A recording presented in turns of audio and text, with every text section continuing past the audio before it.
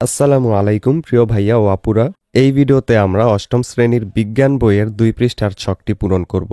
এখানে প্রাণীর নাম দেয়া আছে প্রথম ঘরে এবং পরবর্তী ঘরে ওই প্রাণীগুলোর বাসস্থান লিখতে হবে, তারপরের ঘরে লিখতে হবে গঠন, এরপর উপকারিতা এবং অপকারিতা। তাহলে চলো আমরা উত্তরটা দেখে নেই। আমাদের আগের ভিডিওটিতে তাশরিফ লিখেছে, আমি আপনার আগেও পাশে ছিলাম, এখনও আপনার পাশে আছি। Thank you Tashrif.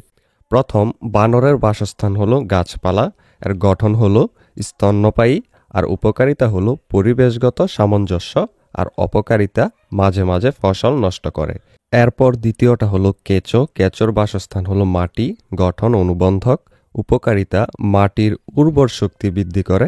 তারপর অপকারিতা হলো কখনো কখনো জমির ফসল ক্ষতিগ্রস্ত করে। এরপর 3 নাম্বারটা হলো ঝিনুক। এটার বাসস্থান নদী এবং সমুদ্র, গঠন হলো সুরি।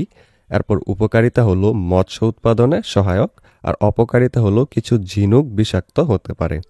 এরপর একটা পাখি। পাখির বাসস্থান আকাশ এবং গাছ, এর গঠন হলো ডানা। তারপর উপকারিতা কীটপতঙ্গ নিয়ন্ত্রণ করে পাখি। এরপর অপকারিতা হলো ফসলের ক্ষতি করতে পারে।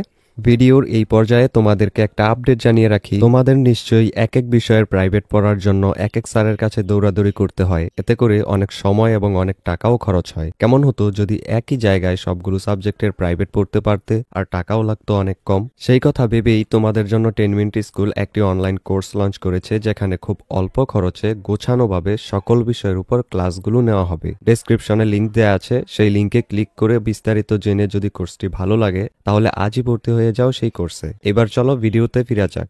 এরপর মাছের বাসস্থান জলাশয়, এর গঠন হলো পাখনা। এরপর উপকারিতা হলো খাদ্য সরবরাহ, অপকারিতা হলো জল দূষিত হলে ক্ষতিকর হতে পারে। এই ভিডিওটি এই পর্যন্তই। পরবর্তী ভিডিওতে আমরা 9 পৃষ্ঠার মধ্যে থাকা আরও একটা কাজ আছে, এখানে এই যে 9 পৃষ্ঠার মধ্যে আরও একটা কাজ, এই কাজটার উত্তর নিয়ে আলোচনা করব। সেটার উত্তর পেতে হলে অবশ্যই চ্যানেলটিকে সাবস্ক্রাইব করে রেখো।